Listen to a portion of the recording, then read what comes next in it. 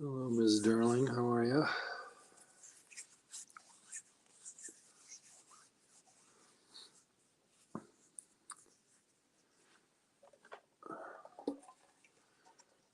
My college friend Karen is coming by for dinner tonight, and maybe I can get her to play the ukulele with me.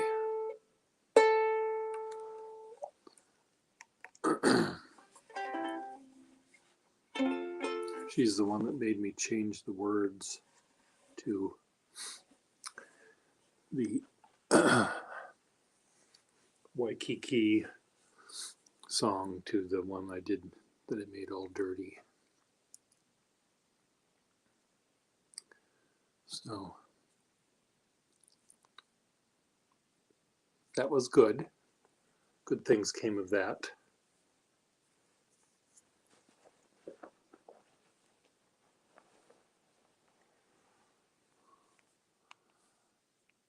Hey, Russell, how are you?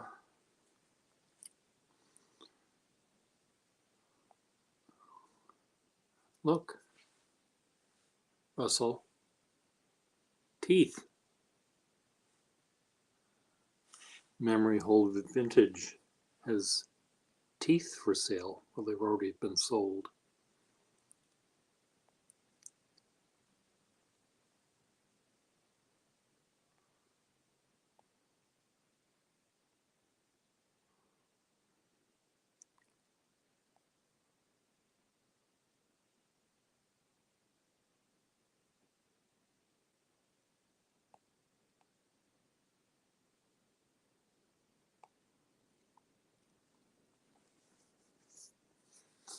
I like your new drawing, especially the one from yesterday.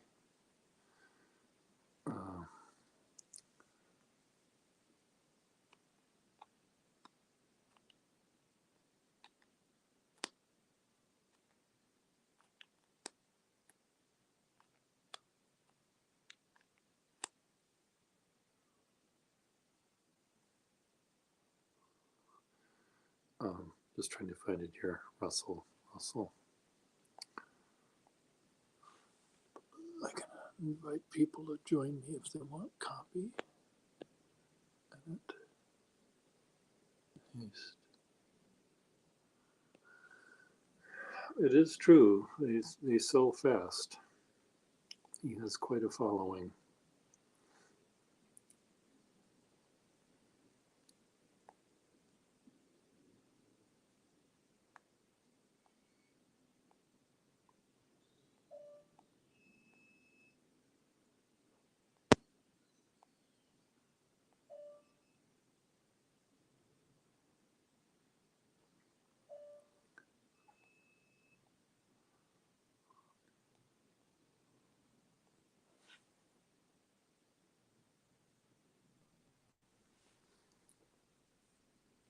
Hello.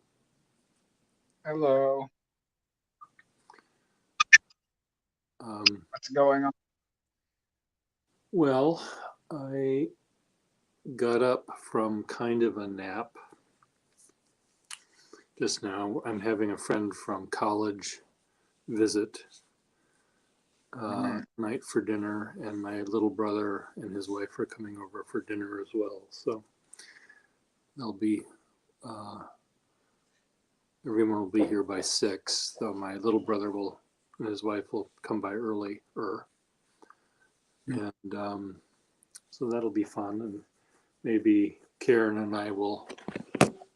My friend from college, maybe she and I will play the ukuleles together because she knows how to play. So maybe we'll do a little concert. Karen is a very funny woman who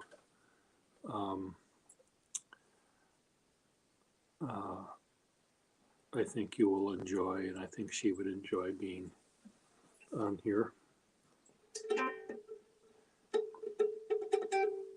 I don't know what time that will be. You're working on a puppet? You are. I can see you're sewing. Yes, I'm currently piecing it together right now. Uh-huh. I managed to get one of the larger pieces sewn together, and now I'm working on the limbs. Okay. I've got this same fabric that I've been using, Uh-huh. Is but this one that's connected to the saddle? this is the one that has the saddle. Yes. That's a pretty big puppet. Yeah, it's gonna be a bigger one. I don't know how I'm gonna photograph it, other than like in action, that is, Yeah. because It's ultimately it will require more people than just me and to work it, and even to make it stand up or whatever the way that I need it to. Uh-huh.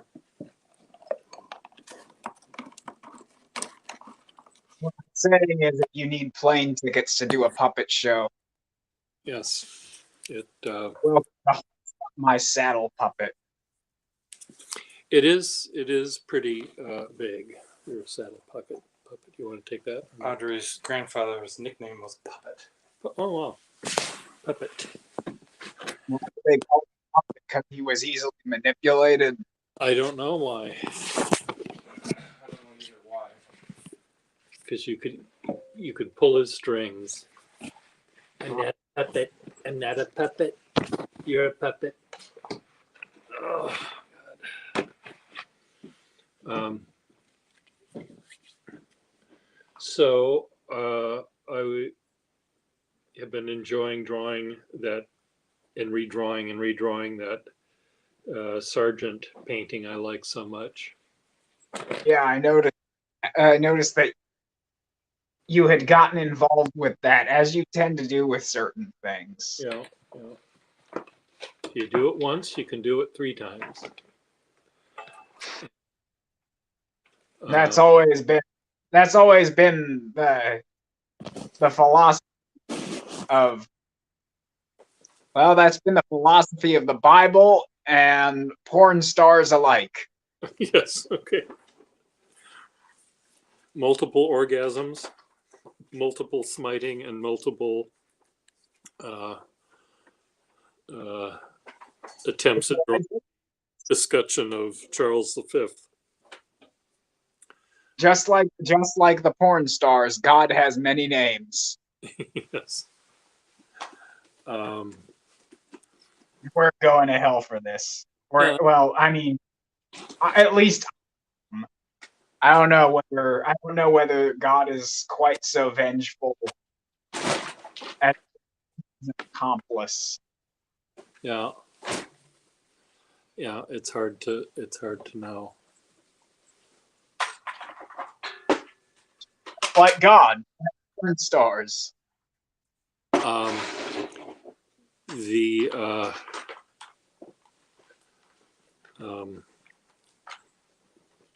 I'm sorry. Was distracted for a second. I was distracted by my brother was moving things around here, and I was wondering where he was putting them, and he moved them from one pile to another. He made a bigger pile, slightly further away from another, but that's okay. And we do. This is Karen McCall, who is she's quite. She's sort of a family. She does. We don't have to clean up for her. Is what I'm trying. It's not like we have to be fancy.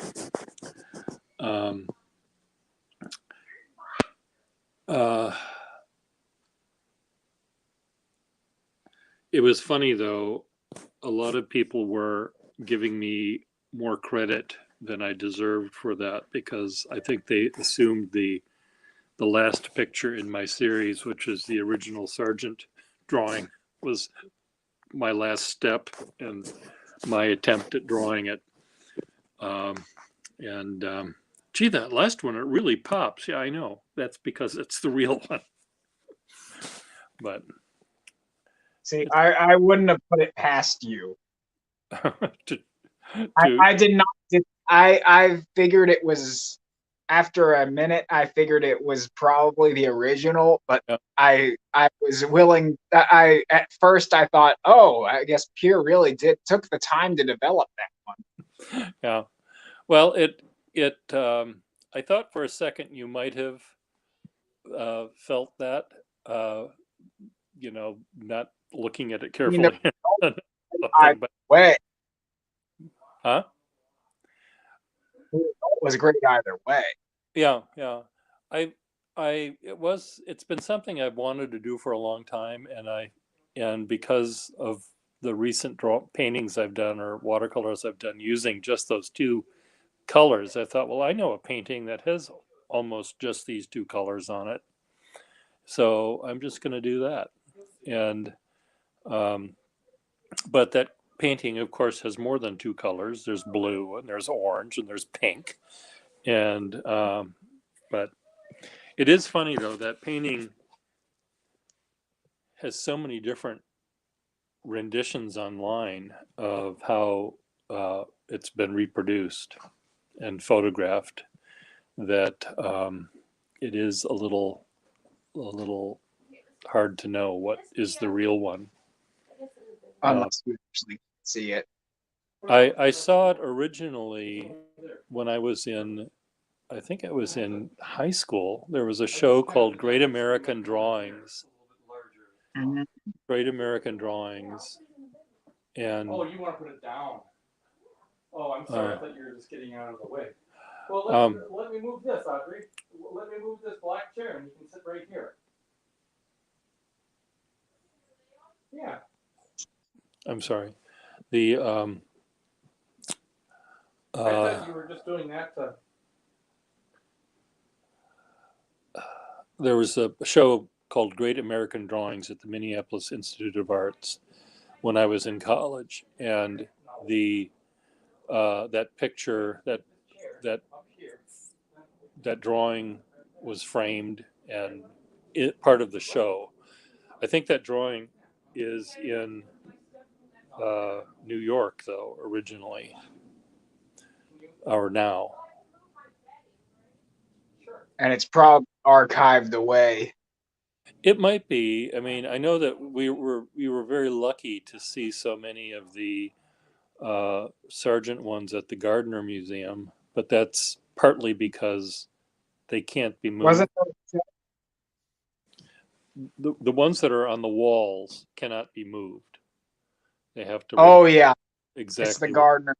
Yeah. Is her house. It's her house, and she wants you to move anything in her house lest her spirit haunts you. I think that you could move things if they were going to be repaired, but you couldn't remove Right. to protect them. So, and they did do one thing. They did put. I guess I want to change. They put some glass in the skylight in that museum to protect the paintings, and it ended up killing all of the plants. You know, Yeah, would have been in that grand room in the middle, right? they would have had more. They do have lots of plants, but I think that they're moved in and out a lot. I think they also changed the glass to be both protective of the plants and not protective of the artwork, but not harm the plants as much. But they picked the wrong glass at once. Yes, anyway. But there would have been these palm trees in there in the middle. But they always have to be, they don't live forever either. They all have to be taken down and replanted. So, but anyway, it's a beautiful museum as is, even if a lot of people think it's too crowded and too everything else. It's too dark. And Well, I mean, here's what I would say about it. She has more taste, or at least more consistent taste than the goddamn Vanderbilts. yes, that's probably. the Vanderbilt, they're just all about Renaissance and Baroque stuff, and it's all an extreme version of what you see in the Gardner. Yeah. Yeah, it's probably. I mean, her taste was a little eccentric and includes lots of stuff, furniture and stuff like that. So that could have helped make it look crowded. But The Vanderbilt, they just hired some art historians to tell them what was good, and they bought what they heard was good. Yeah. And art historians use that opportunity to get some masterpieces into America after, in order to take advantage of World War II debt from Italy. Yeah. And the Vanderbilts just kind of wanted to make themselves seem like the Medici, basically. They were classy. They were classy. Really, that's the kind of attitude that it was. We're classy people. They're trying not to be new rich, or new money, rather. Yeah. Yeah. And trying very hard. Oh, what's the weather like there in your neck of the woods? It was pretty cold this morning, colder than it's been for a while, but it got up to the 60s here not too long ago. Good. I expect it to cool down again. We're having we're having 60-degree weather tomorrow. Today was sunny but cold, and so it's nice to see. It was nice to have the snow that we had the other day. It was really very pretty. One last little bit of winter that looked nice.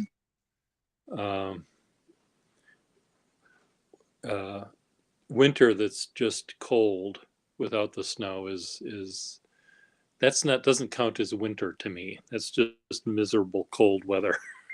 You're gonna have cold. You might as well have it be white. Living in a place where I always have to drive, I can deal without the snow, frankly. Okay. Well, but that's just personal taste. Yeah.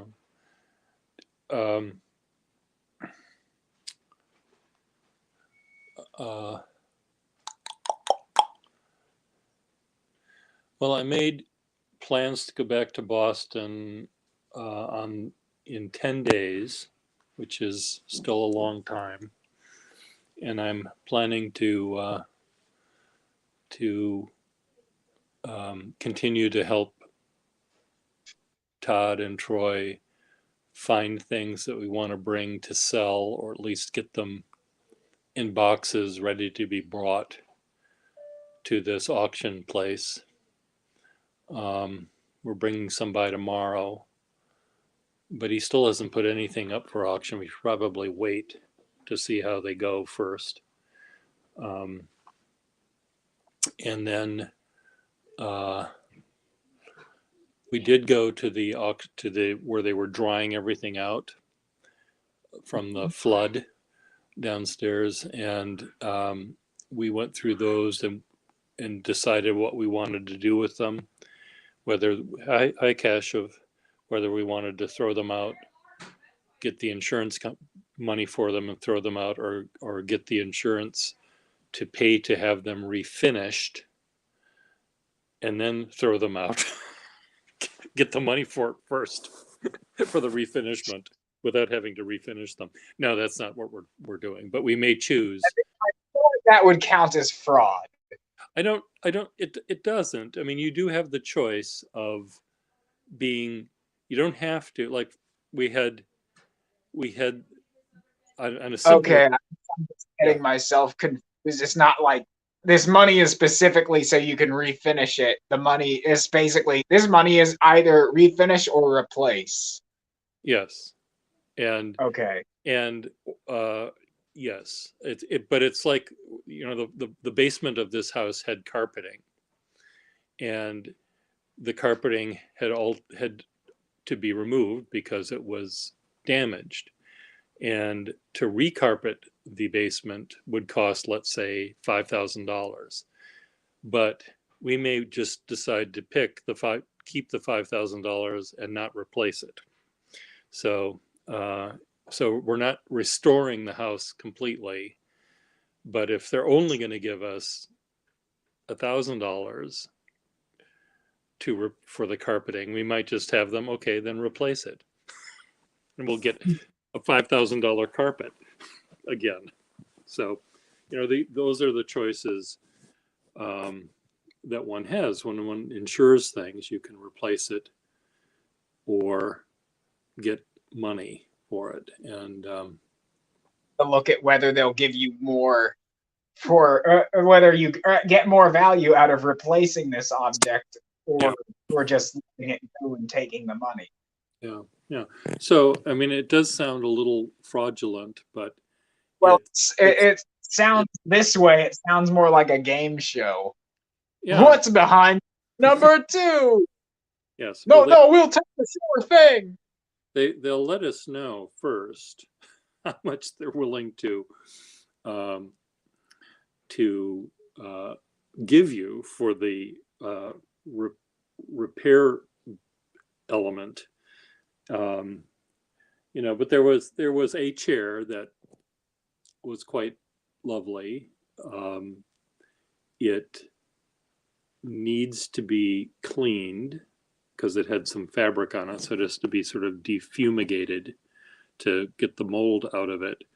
And but if I saw it in really, really nice condition, perfectly done up in an antique store, priced at $50, it might be worth it to buy it for $50. But to refinish it correctly, to make it look perfect, it's probably a $200 job to fix a $50 chair.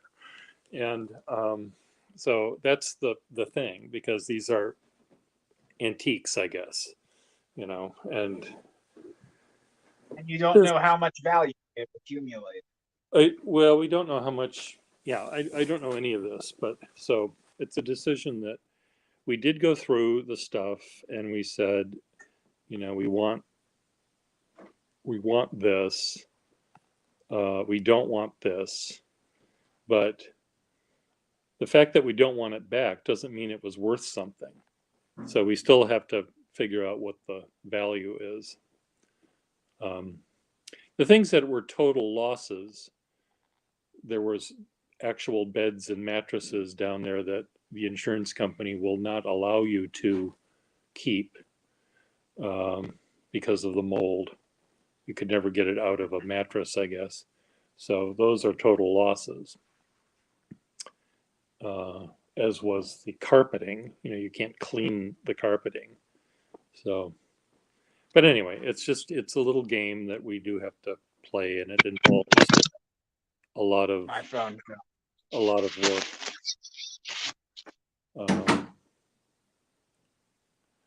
There was things that the insurance company had put in big boxes that they said were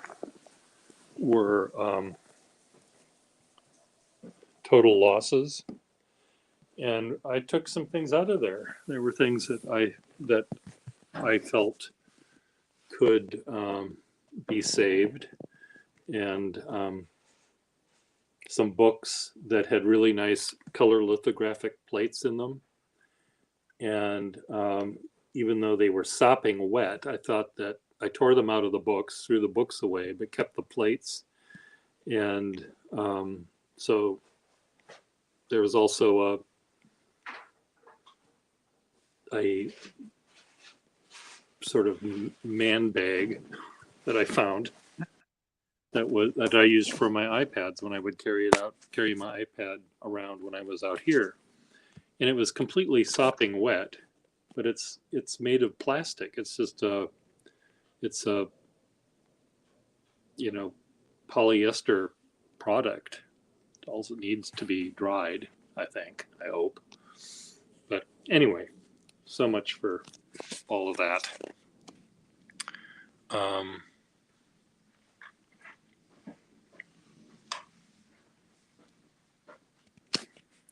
See, No, I mean, a lot of stuff that they'll see that's just not necessarily no value, but relatively low value, or Yeah. things that they'll automatically assume are low value.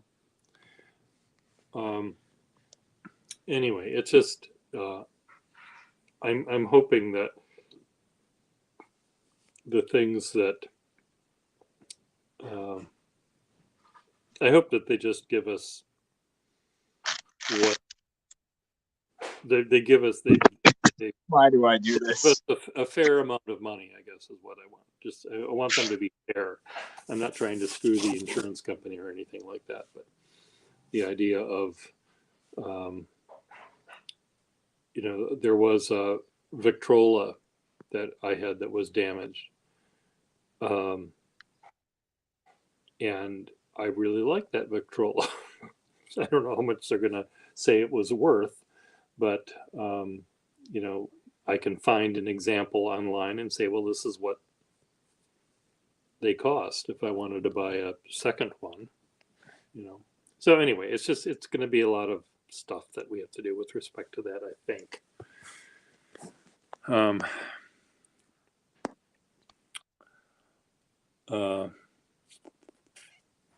I do have a couple of jobs coming up, which is good.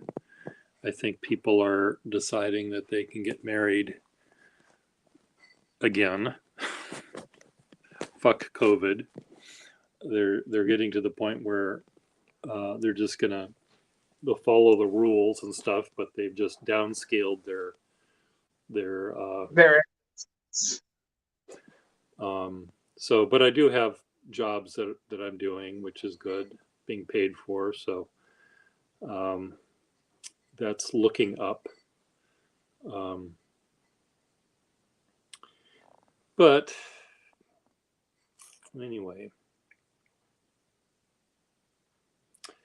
and then we can go on our trip to Italy, maybe. Have you heard any more from your? Have we heard any more from your job interview? Oh, you mean that Teaching thing or advisor or whatever it was, administrative and teaching. I basically I heard back from them they couldn't. I mean, apparently they searched around for like free or reduced housing options. Oh, I see.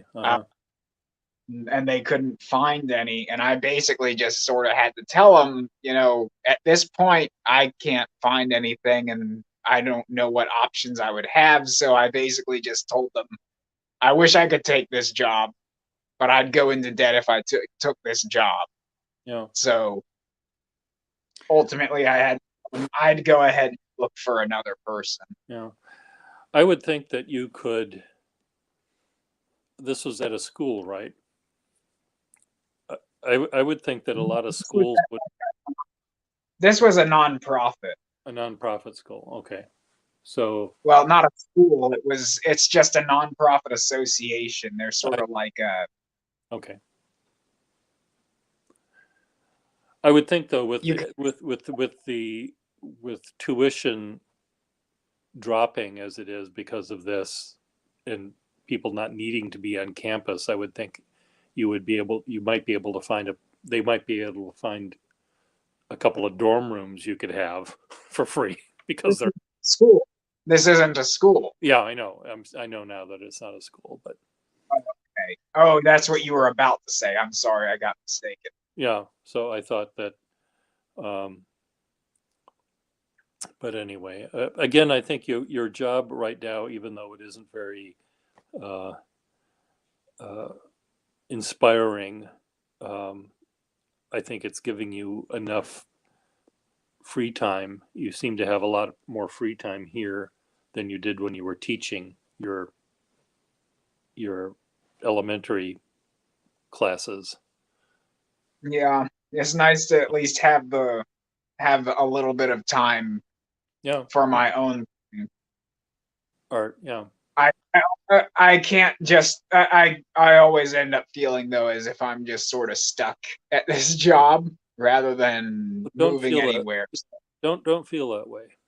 Um, you uh, your career as an artist is moving ahead. Your career as a professor is not, but don't worry about that. It's your art career is moving forward, and that will eventually make it easier for you to accept that position at Harvard University School of Design when they offer it to you. So, because you'll have so many art, I'm sure Harvard will want scum like myself. it's amazing what scum they will allow. That In that I cannot deny. There is scum at Harvard. there is, even among the professorship. I mean, most of it just most of it pays big bucks to be there. Yeah, I know that, but this is the actual teachers and professors. Some of them are a little iffy. Um, uh, so it's Iffy as in why are you here iffy, or iffy as in quick Henry get the flit iffy. uh, iffy in the sense of Dershowitz defending Trump and Yes. teaching at Harvard. Iffy. That's what I mean. You know, how can someone that's teaching How law come up with such convoluted ways of twisting the law to make it seem like Trump is innocent? So that's the iffy. was it? I'm sorry, what? Did I thought I'd heard a parrot, but I think it's somebody's laughing. It was talking to the cat, the monster cat. I see. Our little cat Van Gogh, he is quite a monster, as she describes him. He knows no fear. He doesn't really have common sense either. He just has sharp claws and jumps and gets in the way of everything. And he's kind of clumsy as well, but he's fun, but a monster. She calls him a monster. Um, and huh? I was only about to make a smart comment. You should probably just go on. Okay. I did Smart. I did have a nice conversation a couple of days ago with JP. Is his PJ JP or PJ? JP, I think. And he is a journal writer, and he teaches secondary high school, upper high school, whatever that is. Um, and I think he teaches political science and stuff like that. And in Where's it from? New Jersey is where he teaches. He's from California, but grew up in the Midwest. Um, and his journals are just amazing. I'll send you a link to his Instagram account. He uses mainly modern fountain pens, though some he has are old. But he's very he takes notes and writes journals in a very analytic, logical way. Certain pens he uses for his marginalia and broader nibs for certain things. They look very designed by someone while they're doing it, and it's really fascinating to see him work. And both Friedrich and I were were talking with him for a little bit. And Frederick also has 3 different kinds of journaling, which I didn't know about, and 3 completely different types of things he commits to the page. And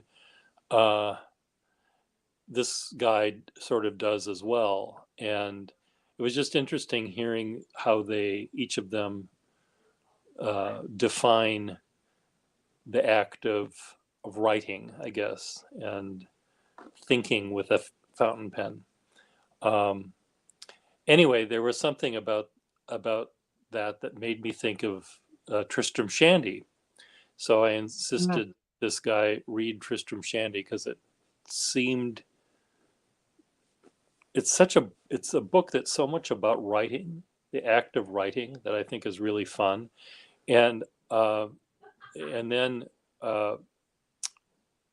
Frederick said that would be perfect. That's a great book for him, and he loves that book, and he also knows the movie. Have you seen the movie? I have seen clips of the movie. Okay. I haven't, but it sounds like it was fun. It's something that I wouldn't mind seeing.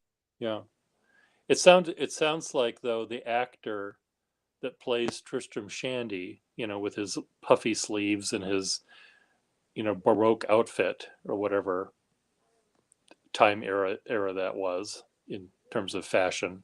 It seems. Let me think. It was Enlightenment period, actually, Yeah. or pre-Enlightenment anyway. Yeah, but you see him stepping off the screen. I said, well, how did they do the movie of a chapter being only 1 sentence long? How does that work? And actually, so maybe I'm about to stumble onto what you were about to say, but the movie, I just remembered that the movie is about them trying to make a movie out of Tristram Shandy. Yeah. He says you see the actor sitting in the director chair talking to the camera, like Lawrence Stern does, and Lawrence. So anyway, it's. You never empty the trash. Audrey.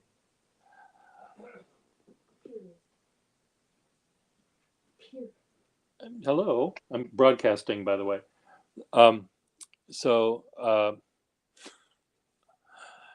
anyway, that's so it does sound like they're making the movie cinematically equivalent to the written word to some degree. So that's good. Well, I mean, the book is about the book is really just about him writing the book, or trying to write the book of his life. So trying to make a movie about a guy trying to write a book about his life, that's getting pretty good there. Yeah, it is. Is the first half of the movie about the night he was conceived, like the book? Yeah, so it starts, the first half of the book, if I'm remembering correctly, basically, he goes on so many different tangents, of the different aspects of his life, that he doesn't really get to tell the story. Like, he gets up to when he was maybe 3 years old, and he got his circumcision, as it were. Okay. Do you remember that? I don't remember.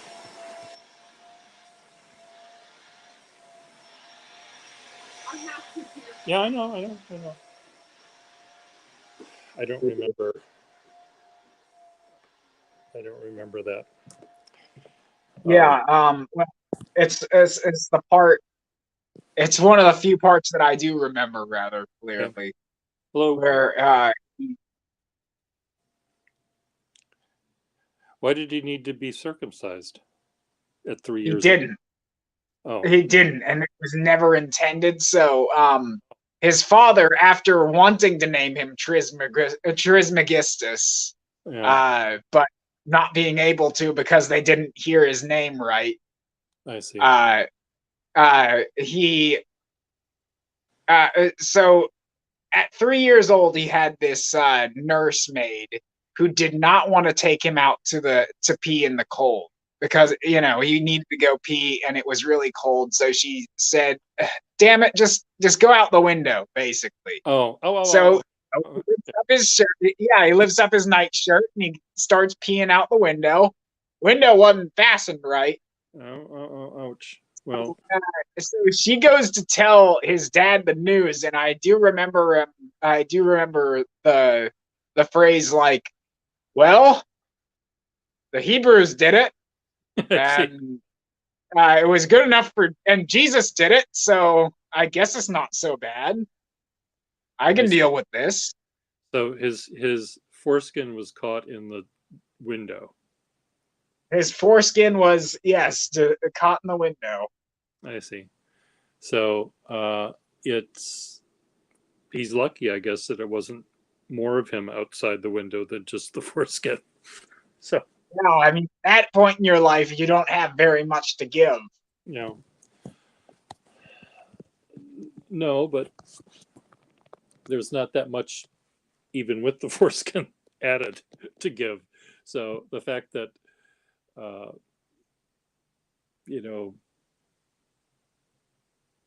it seems to me that it could have been worse, I guess, is what I'm trying to say. Well, it certainly could have. Could have been worse, but there was that small window of opportunity that saved him. Yes. And a sharp knife. Mm-hmm. I just remember most of the first half of the book was him trying to figure out when he was conceived, and that had to do with his father always winding the clocks the same. Yeah. Well, what happens at the beginning, and this part I always did love. Apparently, he talks about, well, my father would always had the habit of winding the clocks before he went to do his husbandly duties with his wife, and he says that his mother had developed certain bestial what's the word? Not appetites, no. Associations with the act of winding the clock, and so basically her physique, every time he wound the clock, she would become more lubricated. She would become more slick, let's say. So she was a Pavlovian. And so when he started, after forgetting to wind the clock that night, she said, "Oh, dear, haven't you forgotten to wind the clock?" And then, of course, he's interrupted and his job is finished a little bit sooner than he would have liked. I see. And my favorite phrase in the book: "Has ever a woman ever interrupted a man for such a small and unimportant thing?" Well, I'll have to read that book all over again because I don't remember hardly any of it now, and it's hard to remember because it goes around in so many circles. Yeah. Well,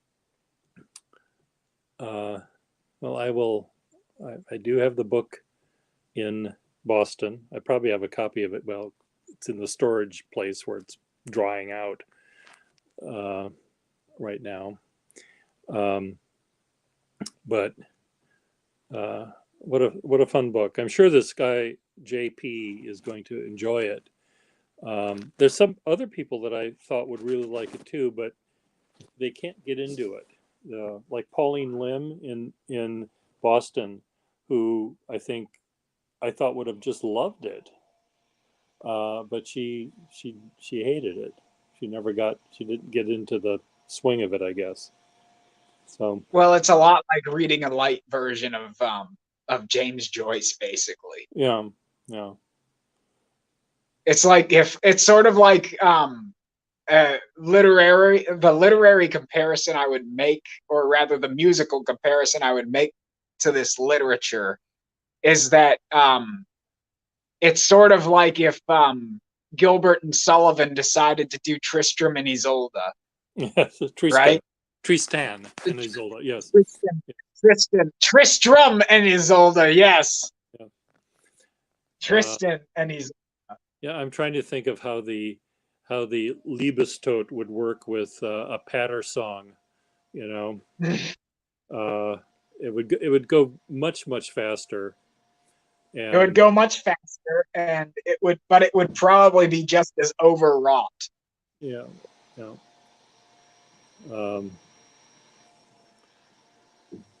Yeah.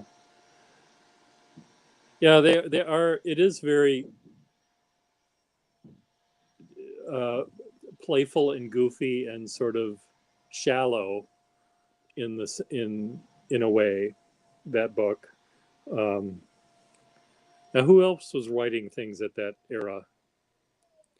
Oh, let me think. Aside from Lawrence Stern, there was also oh, good Lord, I should remember his I name. mean, who would have been a really heavy Wagnerian writer of that era?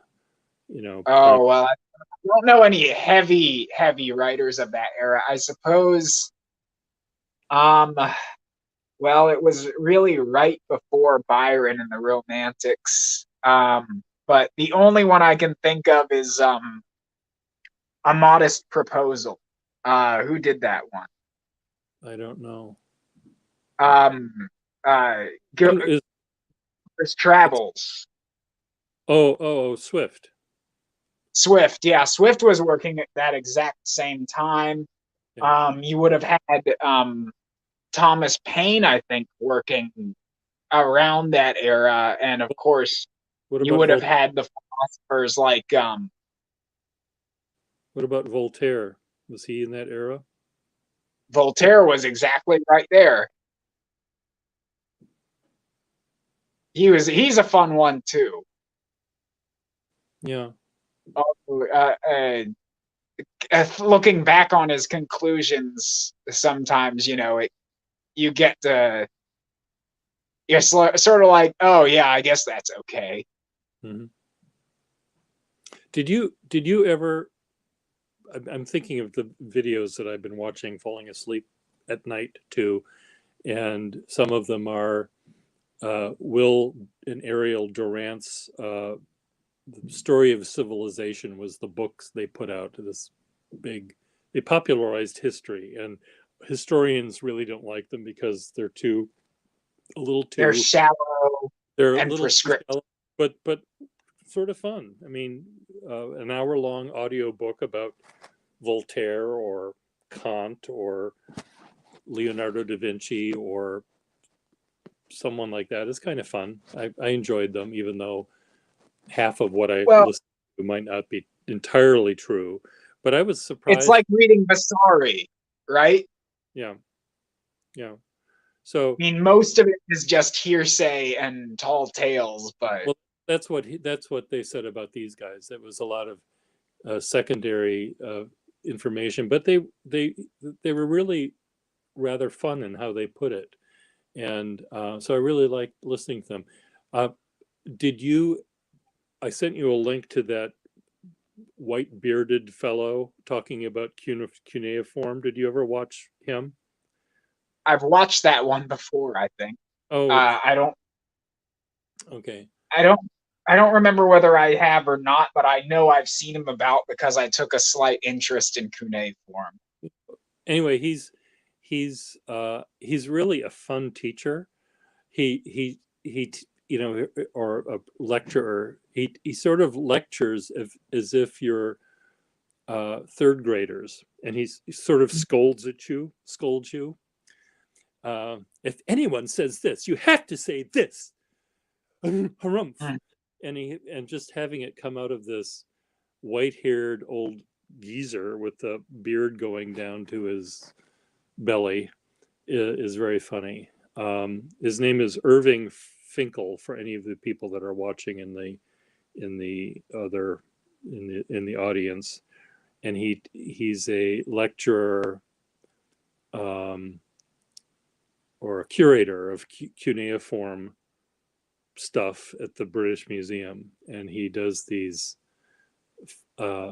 entertaining and somewhat informative stories about Babylonian literature. So Yeah.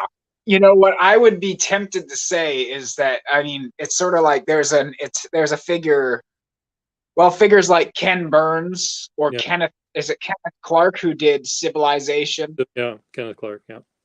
Yeah. The reason that they're so entertaining is exactly the reason why Tristram Shandy is very difficult to be, and is very difficult as entertainment, Uh-huh. because they managed to build a clear narrative and make it flow along a single line for a certain amount of time. Yeah, yeah. They don't like juggling too many balls at one point.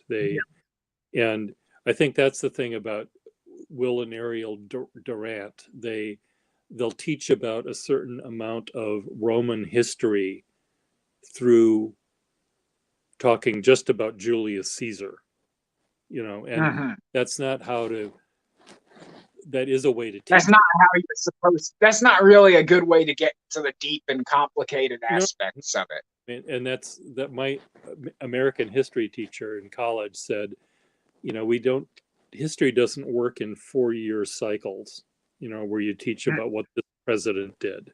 It doesn't work that way. You talk about capitalism and greed and all sorts of stuff when you're talking about the stock market failure and all that kind of stuff. You don't talk about who was president, who just happened to be president then, because that, Hoover didn't cause it particularly. Yeah, it's all about context. And Franklin Roosevelt didn't cure it. World War II did that. Yeah. It was the tragedy that the U.S. was able to take advantage of that cured the Great Depression. Yeah, along with the 6 million Jews and everyone else that died in the war. And of course, ironically, it's a lot of narratives that Americans built that the Nazis really liked, that helped to start that whole business in the first place. Yeah, yeah. In that show that we watched, the Century of the Self, they talk about how Goebbels loved FDR and what FDR was doing. He loved FDR, and he also loved eugenics. Yeah. They loved white supremacy and slavery. No. We were such a fashion back there, the United States of America. There's this old political cartoon that I always loved to look at, or that I always ended up looking back at. It basically shows America represented as a young girl, and she's looking at herself in the mirror and trying on a crown labeled imperialism. Okay, yeah. She's like, oh, just to see how it looks. Yes. That was the British view of America at the time. Yeah, it does. But from the pages of Punch in 1902 or something, Spanish-American War, and yes, exactly. I'm looking at the time here. It's 6:15, and I figure your people are going to be showing up, and I'm going to start cooking anyway. So I'm sure my brother would appreciate if I was out there helping a little bit more than I am. I'm sorry, I've been going on tangents. No, I this is perfectly fine. I did help out a lot, but I'm sure that there's things that he might like me to help out with. My little brother and his wife were supposed to be here by 5, so they're late anyway. And I've always been one person that believes too many cooks in the kitchen. We can't have that. Yeah. So I always absent myself from the kitchen. Unless one is specifically asked for. And even then, I usually pretend not to hear it. Okay, well, what I'm going to do is walk slowly toward the kitchen and close the door behind me here. And Wow. I will see you later. And maybe later I can see if Karen wants to play the ukulele and sing with me. So we'll have a little concert.